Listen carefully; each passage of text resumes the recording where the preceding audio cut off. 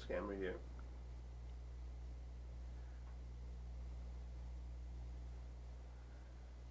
And these are the questions for your interview today, Dr. Mack. Be careful with the chain. We hear that also. So. Okay.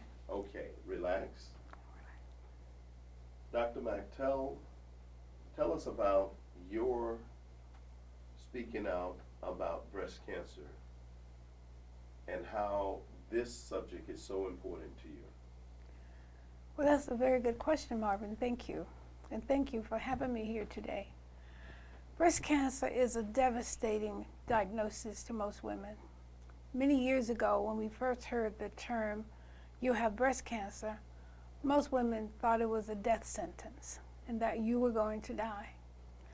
But through a lot of clinical trials and a lot of testing and scientific research, those statistics have been proven to be false. I am a survivor. I did have breast cancer, and I recovered from it. As an educator, a teacher, and a nurse, I found my own lump. Years back, 18 as a matter of fact, I was standing in my classroom teaching my students how to do self-breast exams on themselves and the patients that they would be seeing in the clinical setting. And doing so, I found a lump in my left breast, and it startled me. And it was large. I thought, maybe I made a mistake. So I tested my breast again, and I still felt the same lump, and I knew it wasn't a mistake. Panic set in, sheer panic. My stomach just went into knots. I got nauseated because I knew that that wasn't right, and it shouldn't be there.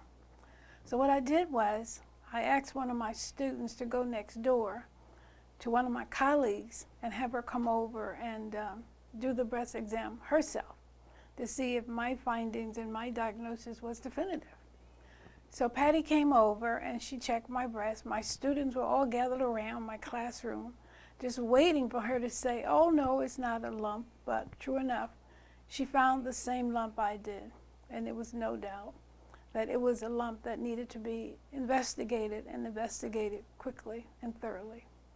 So I'm speaking out today, and I speak out all the time about early detection and getting a self-breast exam or getting a mammogram, having annual mammograms and yearly physicals, wellness exam, so that if there's any traces of breast cancer, it can be detected and dealt with in a timely fashion.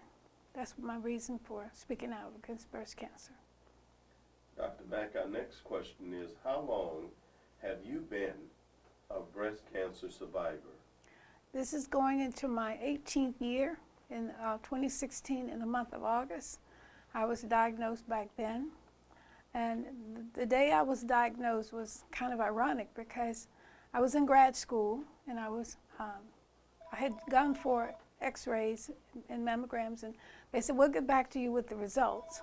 And they did get back to me with the results that same day. And I had to go to school that night, and it was just, I was so discombobulated because of the news, I couldn't think. But 18 years ago, I was diagnosed with breast cancer, and I had all the tests, imagery biopsy, a tissue biopsy, aspiration needle biopsy, and they were all positive for breast cancer cells. But I was so adamant about it not being true, I just didn't want to believe it. So I kept saying to my doctors and my whole health team, send it to another hospital. Do something else. Don't just rely on the lab here.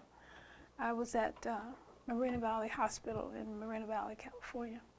So I guess to make my long story short to your question, I've been a survivor for 18 years, and it's because of the first question. I did a self-breast exam and caught a lump in time that it was treatable, and I moved on.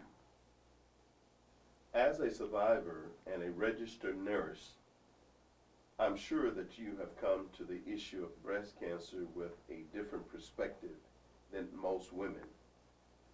What would that perspective be? Oh, Marvin, that's an excellent question. The perspective would be, I knew what was going on. And I think sometimes when you have a little knowledge about something, it makes it more devastating because you know all the ins and outs of what's going on. My perspective was this is a breast cancer lump, and the chances are it may not be favorable from the size and the location and the way that it moved. It was soft and round, and it was painful.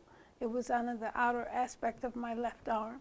So the perspective was, one perspective, as an educated registered nurse, I knew the scientific method behind that. And the second perspective, as a female, I knew that I should be doing self-breast exams, which I was doing. And as a result of doing due diligence with my own self-breast exam, my two perspectives collided. And I knew at that point in time, as a nurse who deals in facts and science, and as a female who wanted to get to the bottom of what's going on, I had to get to a doctor ASAP. So the perspective was awareness and taking care of business at the same time. What is your message to women about breast cancer today? Well, Marvin, my message to women today is get checked. There are so many options out there. We can go to any place these days for self-breast exam. But first of all, learn how to do a self-breast exam at home. Go to a class. Learn all the ins and outs of how you, as a female, should check your breast, when you check your breast, and how do you check your breast. Keep a diary. And if you feel anything different than the month before or the month before that, write it down. And when you see your doctor for your exams or health exams, make him aware of your findings. Don't just sit back and say, oh, it's nothing. I'll get around to it. I think that's the disservice we do to ourselves. I know as a mom and a teacher, a wife, or educator, I'm a very busy person. But still, my health comes first. And I have to be healthy so that I can carry out all the duties that I have to carry out as a person. Did you suffer any side effects or adverse side effects on the reaction when you went through chemotherapy and radiation therapy? Oh, God, Marvin. Just that question triggers all of the horrible things that I did go through. Chemotherapy and radiation therapy, the two of them are devastating. And I guess the most devastating part of going through both of those is that we women and men, we lose our hair. And women are so proud of their hair. And I'm a victim of that. I lost my hair. And I loved my hair because it was beautiful.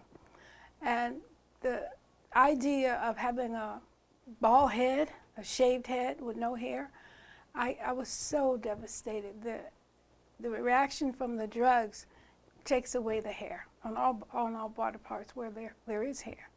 You have so much nausea. You have so much vomiting and constipation and abdominal cramps and headaches and back pains. The side effects from the chemo, coupled with the side effects from the radiation, it just devastates a person. You are just wiped out. You're so tired and so fatigued. You can't eat, you can't sleep. You're just in a world all by your own. So you feel as if you've just been slammed by an 18-wheeler truck, just pounded you, and you're just out there by yourself, hurting, but no way out. And I felt some of that because of what I was going through. One of the things that really did happen to me, Marvin, because of the radiation, I got a large radiation burn on my breast site where the radiation was intended to go. The burn was so horrible, it was like a second or third degree burn. So my radiation oncologist, he said to me, Mary, we're going to have to hold your radiation for at least 2 weeks and give you some salve to treat the burn, and then we have to start all over again. Well, that was devastating. And the burn was horrible in itself. But you do what you have to do, and that's what I did. Last question. Were your faith a factor in your recovery? And how can you encourage others who's going through the same thing to utilize their faith? Marvin, probably that's the most important question you've asked out of all of the questions. Yes, my faith played a huge role in my recovery. Let me digress. When I first was told that the diagnosis is positive, they did the biopsy and they said it was a grade 3.